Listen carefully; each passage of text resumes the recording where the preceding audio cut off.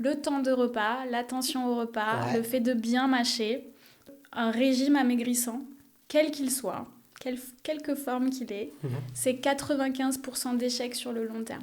En fait, bien souvent, on se rend compte que la prise de poids, elle est multifactorielle. Il y a Ouais. plein de choses qui peuvent pousser à la prise de poids. Donc la nutrition, c'est ce vaste sujet sur lequel on va un petit peu essayer de balayer toutes les choses qui ont poussé à la prise de poids ou au maintien du poids Ouais. dans la vie de la personne. Et on va essayer d'aller creuser et travailler sur ces différents points.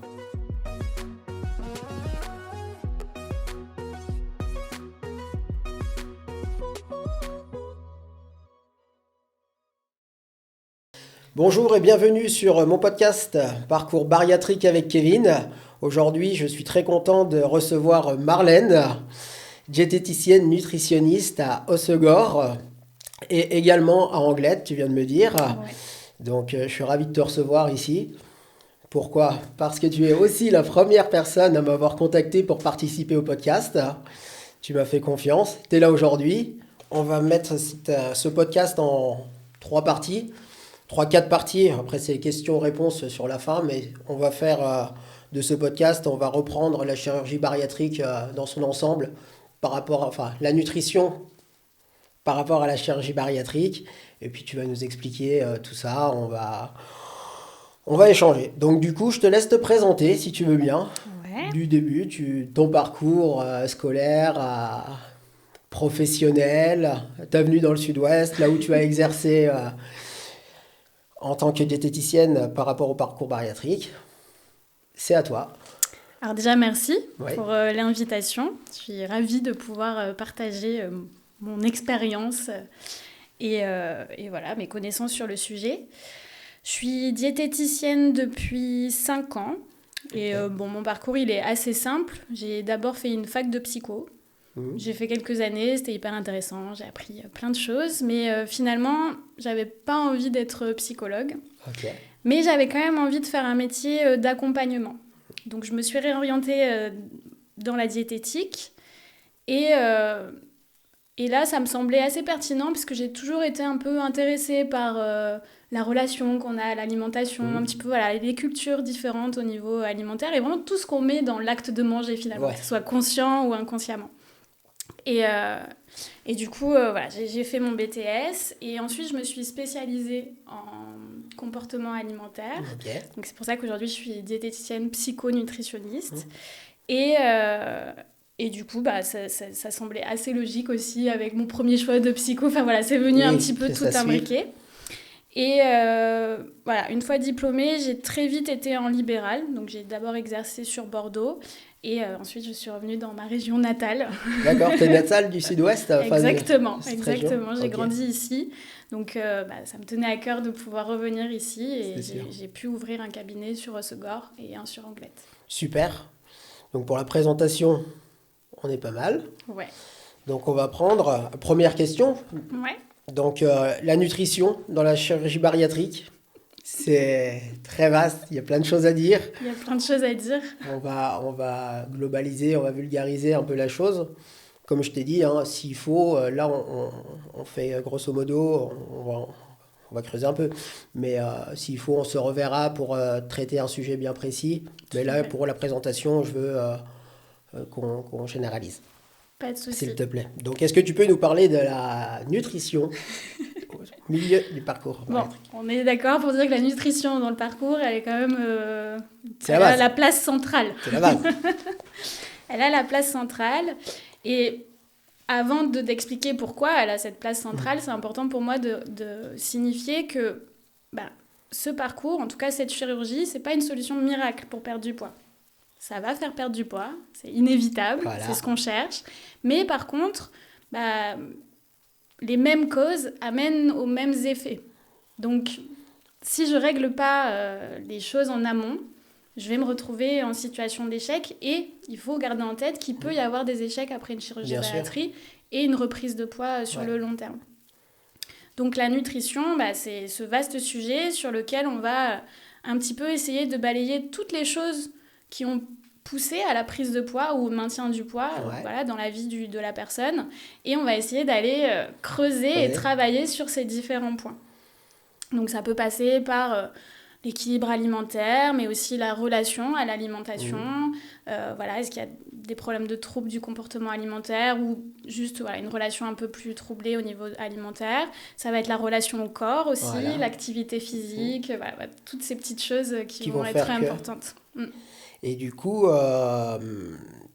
on change cette alimentation, il faut bien la travailler en amont. Ça peut venir aussi d'un un traumatisme que la personne a eu. Donc ça, il faut aussi le travailler avant. Tout à fait. En fait, bien souvent, on se rend compte que la prise de poids, elle est multifactorielle. Il y a plein de choses qui peuvent pousser à la prise de poids. C'est rarement qu'une question d'alimentation ou de je bouge pas assez. C'est bien souvent plein de petits facteurs et peut y avoir aussi cette notion de traumatisme ou de problèmes émotionnels ou psychologiques. Donc ça aussi, ça va être, le travail ça va être nécessaire de travailler ça en amont aussi. Et c'est un peu, et quand on est dans une alimentation, quand on s'alimente mal comme ça, les gens, c'est un cercle vicieux. C'est le serpent qui se mord la queue. Ils s'alimentent mal, ils prennent du poids, ils se referment sur eux-mêmes. C'est là où tu vas creuser, tu vas essayer d'aider les gens sur ça. Tu leur apportes quel outil avant l'opération pour les rouvrir sur l'alimentation? Alors, la majorité du temps, c'est rare quand c'est pas le cas, il y a cette notion dans le parcours de vie de je fais des régimes depuis très longtemps. Voilà, j'ai des phases où je perds du poids, d'autres phases où j'en prends. C'est globalement bien souvent ça qui se passe. Donc la première étape, ça va être de sortir de ce cercle vicieux-là. Donc d'arrêter ces phases de restriction et puis après ces phases où je m'autorise tout et puis il y a tout qui part. Exactement. Et donc, on va essayer de retrouver une alimentation qui va être plus saine, mais saine au sens large. C'est-à-dire, oui, saine en termes d'équilibre alimentaire et de variété pour apporter au corps tout ce qu'il a besoin, mais aussi saine dans la relation à l'alimentation. Comment je me sens quand je mange ? Qu'est-ce que je m'autorise à manger ou pas ? Est-ce que j'ai encore des interdits ou pas ? Donc, ça va être vraiment dans cette globalité. Et c'est ça qu'on va essayer de chercher. Avoir un comportement alimentaire et une alimentation qui soit sereine, saine, voilà, où je prends plaisir à manger de tout, sans restriction et sans privation, quoi. Sans privation et sans excès non plus. Sans excès, oui. Exactement. C'est ce qui fait que, quoi. C'est toujours les excès qui font que, pour la santé en général, l'alimentation et d'autres choses, c'est parce qu'on est dans l'excès qu'on arrive à des conséquences dramatiques, quoi. Exactement. Et il y a aussi une notion qui va être hyper importante, c'est que on va apprendre qu'il n'y a pas d'aliments qui font grossir en soi. D'accord. Donc ça, c'est toujours un peu c'est dur compliqué. Exactement. Mais parce que c'est ce qu'on nous apprend depuis très longtemps et c'est ce qu'on entend encore. Mais en soi, aucun aliment fait plus grossir qu'un autre. Ils sont juste des compositions différentes et des spécificités différentes.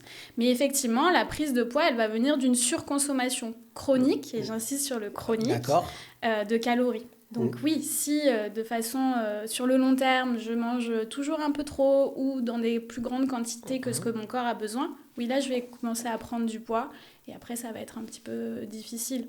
Mais j'ai le droit de manger de tout. Et bien souvent, c'est quand je m'interdis des aliments, je tombe dans ce cercle vicieux de je m'interdis, du coup, j'en achète plus. Et le jour où je me l'autorise, c'est très difficile de manger juste ce que j'ai besoin. Tu vas finir le paquet, quoi. Ça peut arriver. Et qu'est-ce que les gens, ils viennent en surpoids chez toi, ils viennent en obésité, ils sont là, ils sont sur la réflexion d'un bypass, ils te consultent. Comment tu les reçois, tu les guides, comment, quand ils arrivent chez toi avec ce surpoids?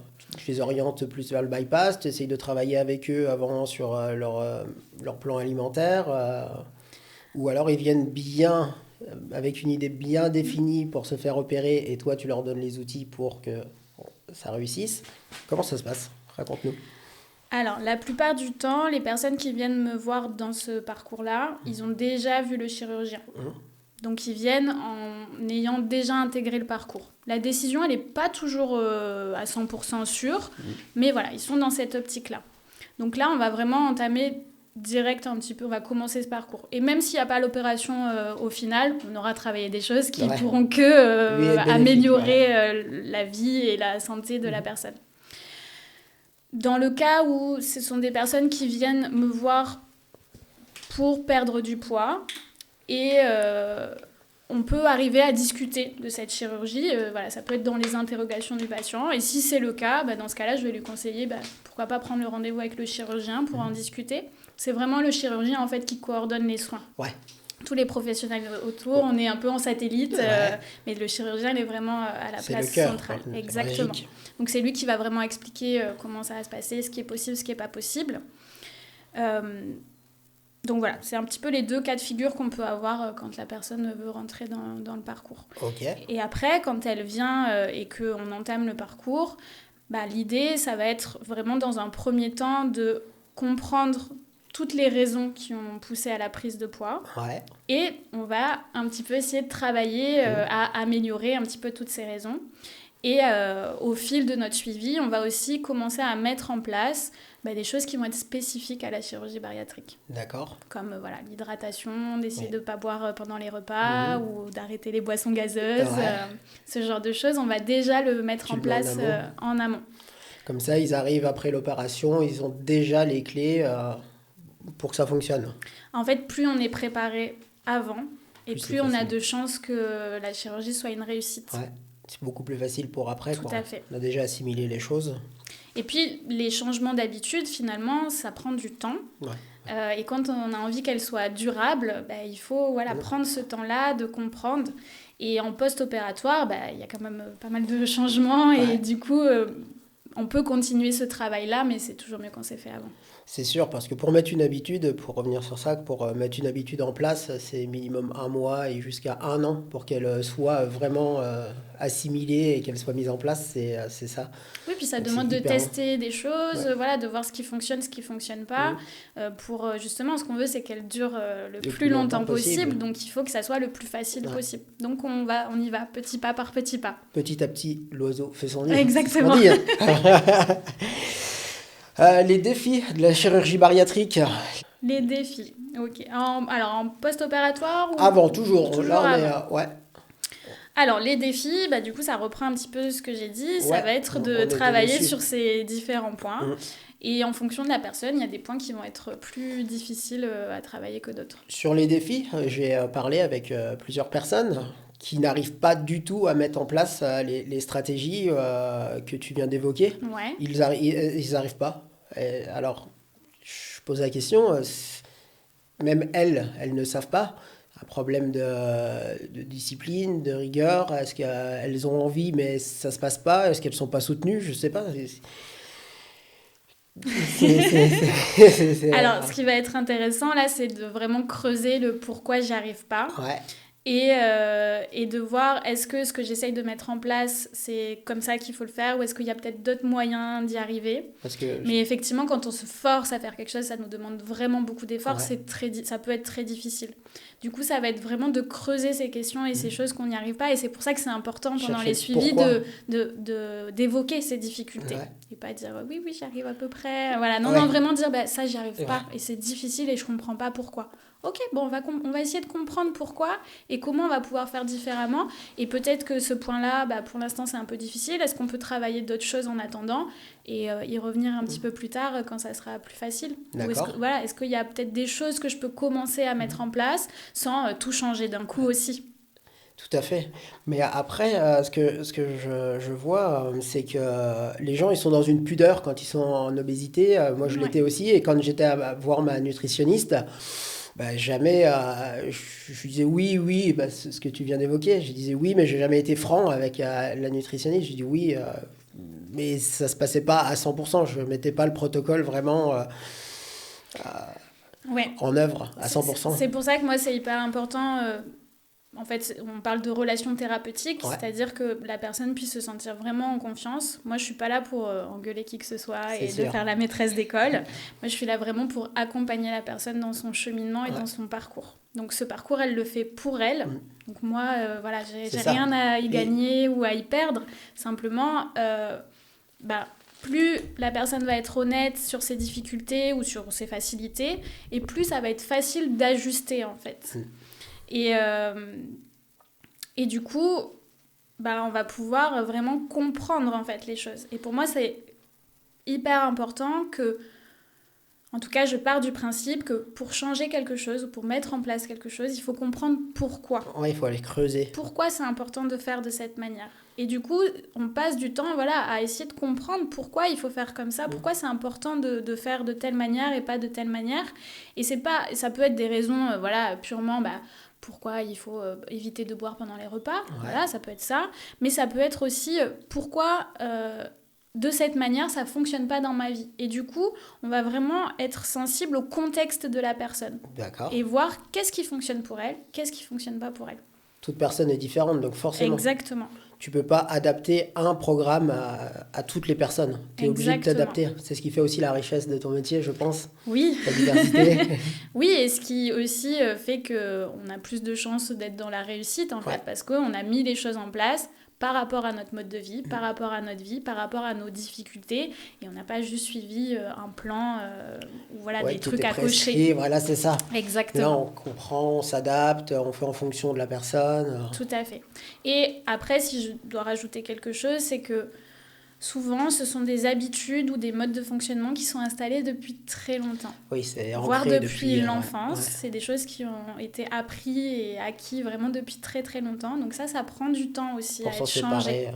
Exactement. Donc il faut être aussi bienveillant avec soi et se dire, là, j'y arrive pas, mais... je vais tout faire pour, et puis pour l'instant c'est difficile. Ok, c'est difficile et on avance. Le dit, c'est doucement, doucement, et puis ça vient, c'est sûr. Après, il y a des personnes, elles sont trop dures avec elles-mêmes et elles n'y arrivent pas, ou il y en a d'autres, elles sont trop laxistes et puis ça fonctionne pas non plus. Il faut trouver un juste milieu. Ouais. Il y a des personnes avec qui il faut être sûrement plus dur et ferme, mettre les choses un peu plus... En tout cas, qu'elles comprennent que ça demande un investissement et du travail. C'est-à-dire qu'on peut pas juste attendre qu'on soit opéré, qu'on perde du poids, et puis tout ça va s'arranger. Non. Est-ce que tu penses que oui, les gens viennent et que ça va être facile et qui, sans y mettre du sien, ça va fonctionner? Alors, il y en a qui... Tu en as vu? Il y en a qui réfléchissent comme ça. Ils se rendent assez vite compte, entre les différents discours des professionnels qui les reçoivent, que finalement, ça va demander du travail. Et après, il y a des gens qui sont assez perfectionnistes et qui ont envie aussi de mettre en place les choses très très vite et qui sont assez durs avec eux-mêmes, comme tu disais. Donc c'est temporiser un petit peu ça, toujours prendre le temps. Ouais. Et puis de réajuster aussi en fonction de l'évolution, exactement. Oui, tu peux pas tenir sur la longueur, il faut toujours que tu revoies les choses, que tu t'adaptes. Tout à fait. Bon, très bien, je pense qu'on a fait le point pour cette première partie. Deuxième partie, la préparation nutritionnelle avant l'opération. Donc, comment tu prépares tes patients? On vient de l'expliquer. Après, un peu plus spécifique, les points sur lesquels on va être vigilant, ça va être de retrouver une alimentation qui soit équilibrée, variée, qui apporte au corps vraiment tout ce dont il a besoin. On va aussi veiller à ce que la relation à l'alimentation, comme je le disais tout à l'heure, soit apaisée et que je puisse manger de tout avec plaisir, sans restriction, sans excès. Il va y avoir cette notion d'hydratation, on en a parlé aussi un petit peu. On va aussi aborder la notion de l'activité physique, qui va être important à mettre en place ou à remettre en place et voir comment on va pouvoir la maintenir sur le long terme et pourquoi ça va être important de la maintenir sur le long terme. On va aussi aller dans des choses un peu plus spécifiques qui va être, dans ma vie, quels sont mes points un peu critiques. Donc, on va essayer de voir comment je vais, après l'opération, adapter mon alimentation quand je suis au travail, quand je suis au restaurant, pendant les fêtes de Noël, quand je suis invitée. Toutes ces choses, on va essayer de vraiment bien les préparer. Parce que chaque personne ne va pas avoir les mêmes enjeux. C'est-à-dire que, par exemple, quelqu'un qui a beaucoup de dîners d'affaires ou je vais beaucoup au restaurant dans le cadre de mon travail ne va pas avoir les mêmes enjeux que quelqu'un qui a la possibilité de se cuisiner tous ses plats. Donc, on va vraiment spécifiquement aller travailler sur tout ça. Ouais, chaque personne. Tu vas prendre chaque personne, chaque cas. Exactement. Et adapter ton programme en fonction des personnes. Donc ça, c'est un point super important. La question qui nous a fait réagir tout à l'heure, c'est quel type de régime tu recommandes avant l'opération? Alors sur ça, on entend de tout sur les réseaux. Pas de régime spécifique, les régimes, on y va, tout le monde y va de son avis. Et d'ailleurs, le régime, c'est parce qu'on a toujours été au régime avant avant l'opération, on a toujours suivi un régime, ça n'a jamais fonctionné. Et puis là, on nous reparle de nouveau de régime. On n'a plus envie d'entendre ces mots régime, tu vois. Donc du coup, est-ce que tu peux nous dire ce que tu penses? Oui. Alors moi, je préconise pas de régime, particulier avant l'opération, voire même dans mes suivis, on parle rarement de régime amaigrissant, pour la simple et bonne raison qu'un régime amaigrissant, quel qu'il soit, quelque forme qu'il ait, c'est 95% d'échecs sur le long terme. Ouais. Donc ça veut dire que quand je fais un régime pour perdre du poids, j'ai 95% de chances de reprendre le poids perdu. Et souvent, je prends plus que ce que j'ai perdu. Ouais. Donc justement, en fait, tout notre travail avant, ça va être de sortir de ce cercle vicieux de je suis au régime, puis je reprends du poids, je reperds du poids, je reprends du poids. Vraiment, on va essayer de rééquilibrer les choses, de remettre à plat tout ça pour sortir en fait de ces cercles de restriction, compulsion. Oui, compulsion, tout ce qui va avec. Exactement. Donc, en tout cas, excès. Ouais. Donc, pas de régime particulier. Hein. Non, mais par contre, on va travailler tous les points que j'ai évoqués tout à l'heure. Exactement. Ensuite, l'importance de l'éducation nutritionnelle. L'éducation, comment tu rééduques les gens à se réalimenter? Alors ça peut prendre plusieurs formes, mais comme je le disais tout à l'heure, c'est important de comprendre pourquoi il faut mettre ça en place. Ouais. Et du coup, l'éducation nutritionnelle, ça va passer par comprendre pourquoi j'ai besoin de protéines dans mon assiette, pourquoi j'ai besoin d'avoir aussi des glucides ou des légumes, enfin voilà, qu'est-ce que ça va m'apporter à mon corps, comment sur la journée ça fonctionne pour moi, voilà, un petit peu remettre un peu de structure aussi sur la journée. Et donc, on va expliquer aussi pourquoi c'est important de faire comme ça. Et on va surtout aussi lever un peu toutes les idées reçues qu'on peut avoir, toutes les choses qu'on peut entendre et voir ce qui est vrai, ce qui est faux, comment ça fonctionne pour la personne ou pas. Et puis après, ça va aussi passer par l'éducation dans cette relation à l'alimentation. J'y reviens souvent, mais parce que pour moi, c'est central en fait. Centre. Exactement, c'est-à-dire que si on ne règle pas cette problématique, en tout cas s'il y a cette problématique, ça va être très difficile de simplement améliorer l'alimentation. En fait, manger équilibré avec un rapport complètement compliqué à l'alimentation, ça ne fonctionne pas. Ça ne marche pas, les deux ne fonctionnent pas, quoi. Exactement. Ok, bon, on est pas mal pour avant-opération. Ouais, je pense qu'on a fait globalement le tour. Ouais. Ensuite, on va passer post-opératoire. Ouais. Ça y est, on est opéré. Ça y est. Le jour J est passé. Voilà, le jour J, le stress. Et on est bien prêt. Voilà, tout est redescendu. Mais le travail commence, entre guillemets, commence la deuxième phase. En tout cas, n'est pas fini.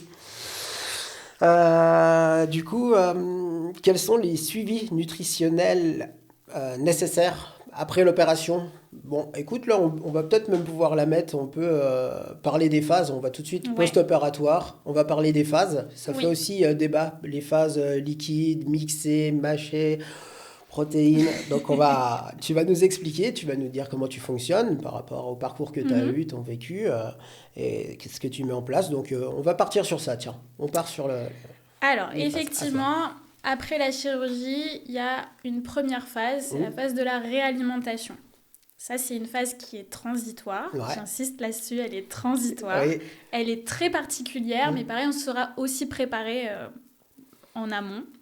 Mais ça va être une phase où, au départ, notre estomac est quand même en cicatrisation. Donc, le pauvre, il faut qu'on le laisse un petit peu au repos. Donc, par contre, il faut quand même manger. Mais on ne va pas pouvoir tout manger tout de suite et on ne va pas pouvoir manger en texture normale tout de suite. Donc, en termes de quantité, la quantité au début, elle est assez petite. On est vite rassasié, en fait. Et donc, du coup, cette quantité, on va progressivement la faire augmenter. Ouais. Et en termes de texture, on va d'abord passer sur du mixé, plutôt lisse. Et petit à petit, on va réintégrer les morceaux. Voilà, on va passer par du haché. Et petit à petit, on va pouvoir réintroduire tous les aliments en fonction de la sensibilité de chacun. Et c'est quelque chose, je ne l'ai pas abordé, mais c'est quelque chose qu'on aura aussi travaillé. Le temps de repas, l'attention au repas, le fait de bien mâcher. Donc tout ça, ça sera déjà acquis, ça sera plus facile aussi à faire. Et ça va être hyper important. Et ça, c'est aussi un point central dans la préparation et dans le après, le temps que je prends à manger. Ouais. L'estomac, en fait, il a quand même cette capacité à la base de pouvoir digérer. Il a un peu ce truc qui va broyer un petit peu. Là, après l'opération, il a moins cette faculté-là. Donc, mâcher va devenir encore plus important que ce n'était avant. Donc, il va falloir aussi... Est-ce qu'il y a des aliments qui sont interdits après l'opération ?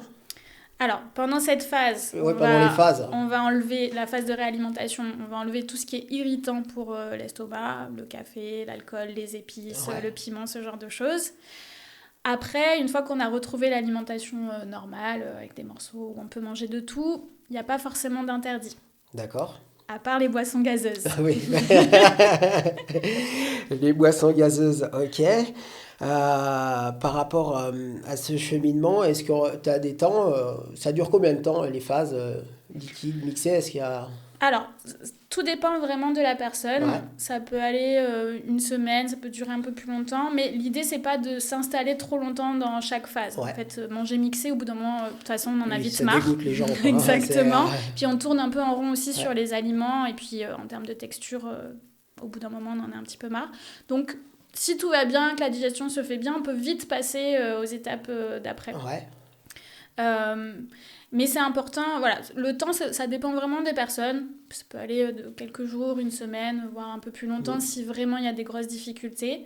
Mais après, ça va être important quand même de passer chaque étape, de retrouver une alimentation normale à un moment donné, et au niveau des quantités aussi, de réussir à augmenter. Tout doucement, Exactement. Mais à un moment donné, il va bien falloir manger dans des quantités qui soient tu n'arrives suffisantes. Pas sinon. Tu n'as plus de pêche.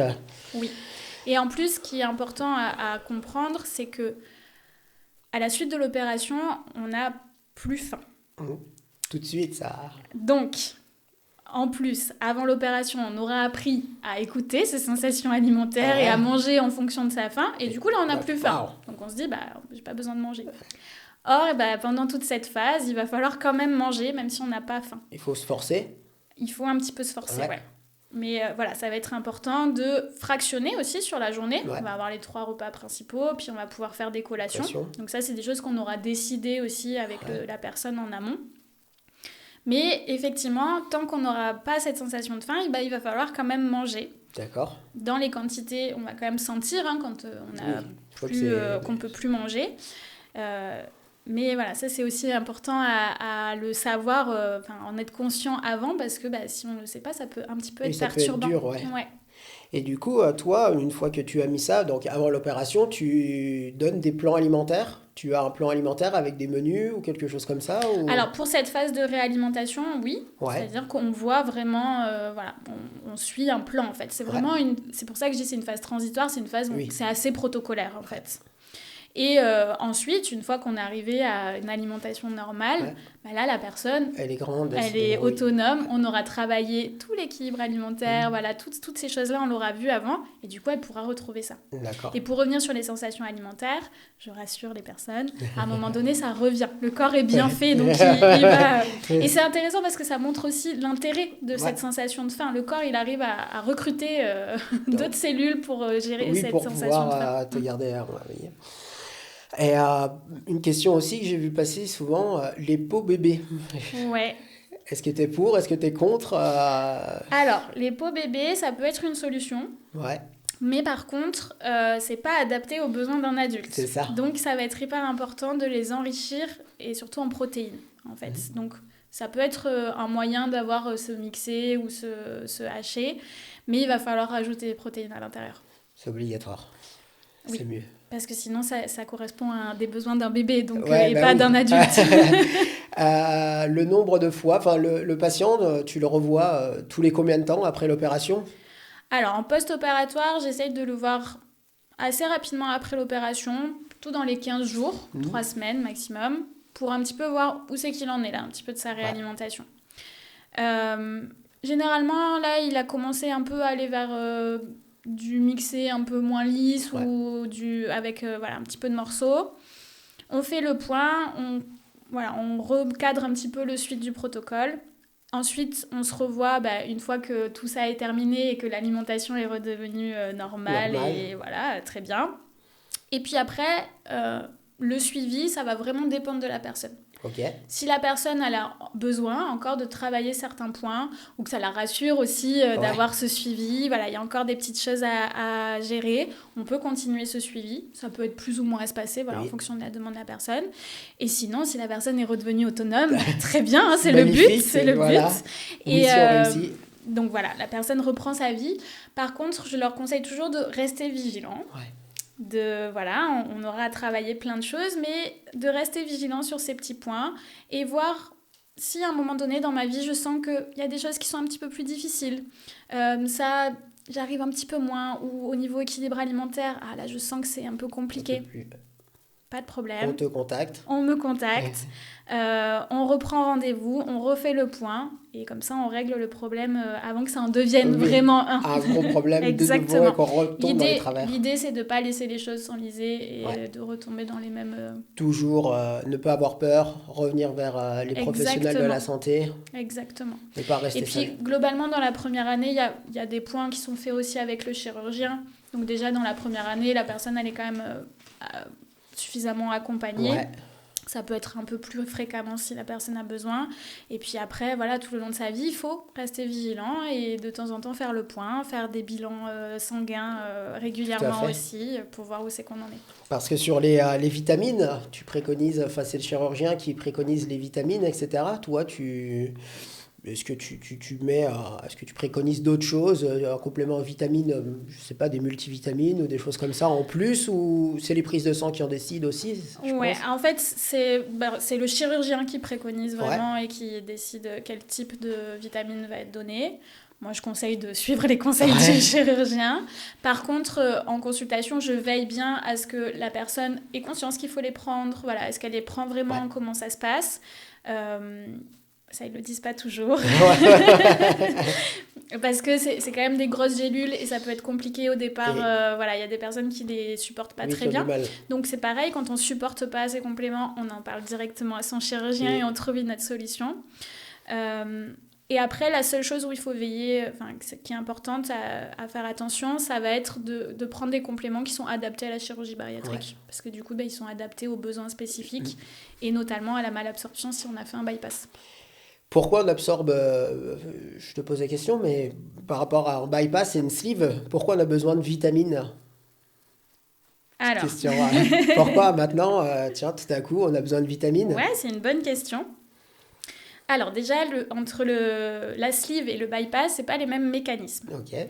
Mais dans les deux opérations, il y a déjà une diminution des apports. C'est-à-dire qu'on ne peut plus manger la même quantité qu'avant. C'est ça. Donc déjà, en termes de nutriments et de vitamines, on n'a plus les mêmes apports. Et dans le cadre d'un bypass, c'est encore différent. C'est-à-dire que l'opération fait qu'on cherche une malabsorption. Ouais. Donc il y a un montage spécifique, là c'est le chirurgien qui gère ça. C'est pas moi.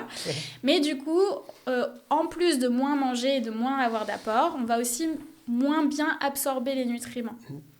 Donc fatalement, mon corps il reçoit moins de nutriments et de vitamines et de minéraux avec l'alimentation. Donc ça va être important de les avoir en complément. Et après... toute sa vie, ce que je disais tout à l'heure, il va falloir faire des bilans sanguins pour voir un petit peu où c'est qu'on en est. Il y a des carences qui peuvent être pris en charge très rapidement quand on se rend compte rapidement. Et tu joues sur un aliment? Tu joues sur l'alimentaire, par exemple? Alors, ça peut prise de sang, trop de fer? Est-ce que tu peux jouer sur l'aliment? Ça peut être sur l'alimentaire, mais la majorité du temps, c'est quand même avec des compléments, ça aide un peu plus. Parce qu'au niveau alimentaire... Alors, s'il y a vraiment des choses déséquilibrées, on peut rééquilibrer les choses. Mais quand il y a des carences, c'est toujours mieux de se faire supplémenter. Au moins, on remet les choses au bon niveau et puis tout va bien.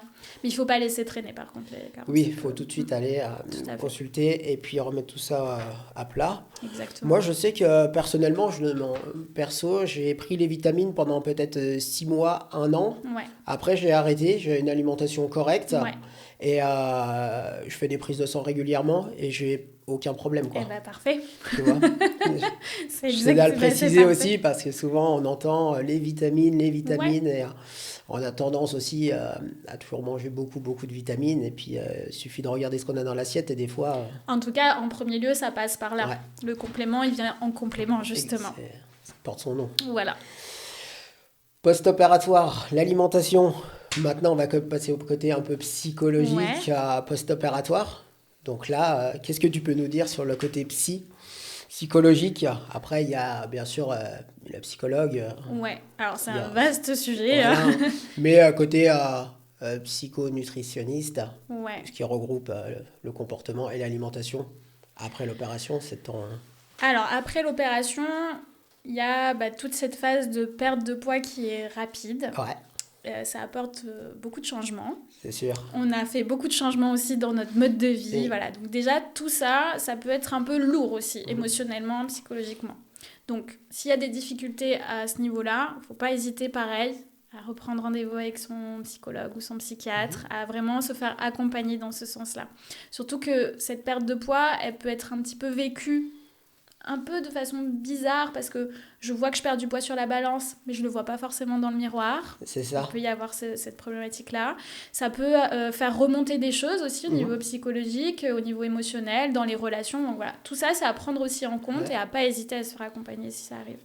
Et au niveau comportement alimentaire, on aura bien sûr tout travaillé avant, logiquement. Mais il peut rester encore des choses qui sont un petit peu difficiles. Voilà, ça peut être dans la relation à l'alimentation ou dans le comportement plus spécifiquement. Et du coup, on va, si besoin, continuer à travailler là-dessus et à voir qu'est-ce qui bloque et comment on peut faire un petit peu différemment. Ouais. Donc là, pour le côté psychologique, là, il y a aussi un gros travail quand même. Il y a un accompagnement. Alors, toujours pour mon côté personnel, je l'ai bâclé personnellement. Le parcours comme ça, je l'ai pas du tout suivi. J'ai suivi la nutritionniste et la psychologue peut-être une fois après mon opération. Et plusieurs années après, je me rends compte que j'aurais dû vraiment beaucoup plus m'investir et suivre parce que... Et du coup, c'est un travail que tu as commencé maintenant ? Ouais, côté, oui, avec psychologue, ouais. Ok, Ouais. Après, nutritionniste, non, parce que je me débrouille parce que là, tu es plutôt pas autonome à mal. ce niveau-là. Mais oui, côté psy, sur ça, oui, je pense que ma perte de poids, mon comportement avec l'alimentation et tout, c'est un peu pour ça, c'est ce que je disais, c'est que finalement, quand on essaye d'observer un petit peu qu'est-ce qui a poussé à prendre du poids, c'est très large. Ça peut être vraiment tout un tas de trucs. Et puis, on n'est pas toujours conscient des choses tout de suite. Donc, ton parcours montre bien que il faut rester vigilant tout le long de sa vie. Et que même si c'est des années après, on peut avoir besoin de se faire accompagner sur quelque chose de plus spécifique. C'est ça. Et puis... Effectivement, c'est toujours mieux d'être bien préparé en amont, mais on ne peut pas aller voir tous les sujets. On peut pas, ça demande quand même beaucoup d'investissement et de travail, donc on ne peut pas aller jouer sur tous les tableaux non plus. Donc il n'y a aucun problème à le faire après, mais ça va être important quand même de le faire. Et il faut le prendre, il faut en avoir conscience et il faut le faire. Vraiment, c'est pour ça qu'on est là aujourd'hui. C'est pour aussi faire de la prévention. Et j'insiste vraiment, c'est super important, le suivi. Et je me rends compte quelques années après. Mais du coup, c'est super que tu aies pris les devants et que tu te fasses accompagner pour que ça aille mieux. Ouais, c'est sûr. Et je vois, ça m'aide sur des points clés de tous les jours de ma vie au quotidien, quoi. Sur le comportement, la fête, la bouffe, les restos, enfin tout, quoi. Oui, parce que tout est ça joue, lié tout aussi. Est lié, quoi, sur le comportement, l'humeur, enfin un peu tout. Donc je suis content, effectivement. Qu'est-ce que mince, que je dise pas de bêtises, hein. Les conseils que tu donnerais à tes patients quand ils ont des pulsions, des pulsions avec l'alimentation, comment tu les conseilles? Qu'est-ce que tu le mets en place pour les freiner ou essayer de les... Alors, cette notion de pulsion et d'envie de manger, je sais pas si c'est ça que tu veux parler. Alors, pareil, tout ça, c'est quelque chose qu'on aura travaillé avant et qu'il faut absolument travailler avant. Même en tant que professionnel de santé, c'est comme mon devoir de déconseiller la chirurgie si on est encore sur des compulsions ou sur un comportement alimentaire qui est vraiment troublé. Pourquoi c'est important de le travailler avant? C'est qu'une fois qu'on a opéré, alors déjà il faut qu'on s'entende sur le terme. Quand on parle de compulsion, on entend souvent, c'est quelque chose de pulsionnel, plus fort que soi, et je mange assez vite dans une grande quantité. Bon, ça, typiquement, après l'opération, ça va être compliqué. Et si je le fais, ça va être très inconfortable. Voire ça va créer des vomissements, je vais avoir, je vais pas me sentir très très bien. Il y a un point qu'on n'a pas abordé, c'est le dumping, par exemple. Exactement. La compulsion, là, on peut avoir ce dumping. Alors le dumping, du coup, c'est une sensation plutôt de malaise, de fatigue, voire des vomissements, une diarrhée après une prise alimentaire. Et ça s'explique par un passage trop rapide du bol alimentaire entre l'estomac et l'intestin. Ok. Donc ça peut être soit tout de suite après la prise alimentaire, c'est-à-dire que ce passage rapide va faire que ça va créer un petit désordre digestif. Ouais, à l'intérieur. Soit ça peut être quelques heures après, et là c'est plutôt une question d'hypoglycémie réactionnelle, c'est-à-dire que j'ai eu trop de glucides qui est passé d'un coup dans mon sang, en fait. Ouais. Et du coup, j'ai eu beaucoup d'insuline qui a été sécrétée. L'insuline, ça permet de faire diminuer le sucre dans le sang. Et sauf qu'en fait, mon corps en a créé un petit peu trop. D'accord. Et en fait, je me retrouve avec une glycémie qui a chuté un petit peu trop. Et du coup, je peux avoir cette sensation de malaise, fatigue, de ne pas vraiment me sentir bien. Donc effectivement, ces dumpings, ils sont aussi importants à connaître, enfin en tout cas à avoir conscience que ça peut arriver. Et dans le cas d'une compulsion, c'est quand même un des risques. Ouais. Donc c'est pour ça que ça va être important de le traiter avant. Après, ça c'est un cas assez spécifique, mais si on parle des envies de manger, il faut quand même s'entendre qu'on est tous des êtres humains et qu'on a tous des envies de manger.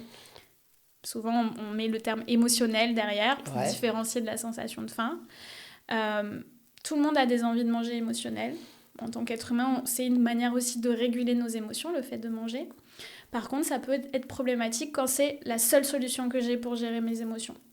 Ou quand ça arrive vraiment systématiquement. Dès que j'ai une émotion, je vais manger. Et du coup, pareil, c'est quelque chose qu'on aura réglé si c'est le cas avant. Pour éviter que ça arrive après. Parce que l'estomac est quand même beaucoup plus petit et surtout dans les premiers temps, je peux pas manger beaucoup. Donc si j'ai ces envies de manger émotionnelles qui sont très fortes, ça va me faire un petit peu manger et me déréguler en fait sur la journée. Donc je vais avoir peut-être un peu plus de mal à manger mes repas, peut-être que ça va déséquilibrer mon alimentation et je vais avoir du mal à avoir assez de protéines sur mes repas. Oui, ça joue donc ça complètement. vient exactement. Mais on aura appris qu'on peut répondre à nos envies de manger, qu'on n'est pas obligé de toutes les supprimer, qu'au contraire, les supprimer, c'est contre-productif. Ok Marlène, écoute, je pense qu'on a répondu un peu à tout, on a généralisé un peu, on a parlé de la chirurgie, de l'alimentation, de la chirurgie bariatrique, l'avant, l'après, les petites questions que j'avais préparées, on y a répondu, on les a mis dedans. Ouais.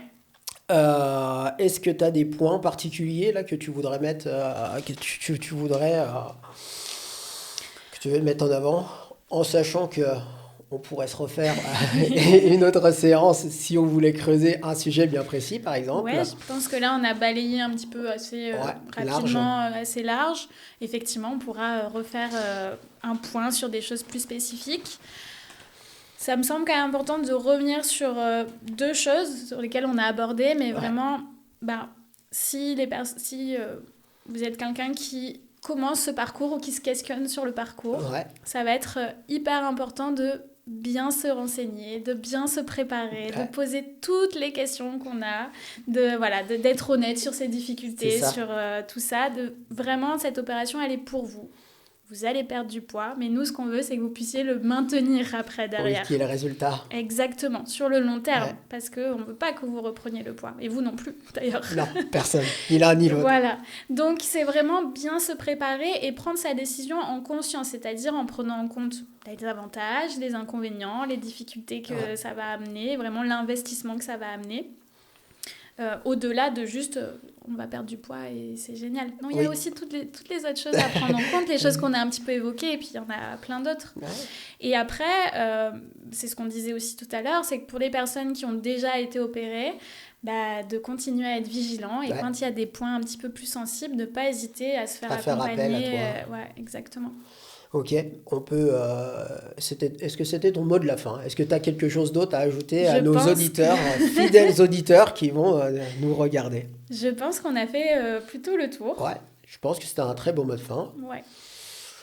Où est-ce qu'on peut te retrouver sur les réseaux, en physique et voilà. Et je voulais aussi que tu nous dises, donc tu vas nous dire où est-ce qu'on peut te retrouver et le prix d'une consultation. Est-ce que c'est pris en charge, pas pris en charge, etc. Pour les gens, ça peut être super intéressant.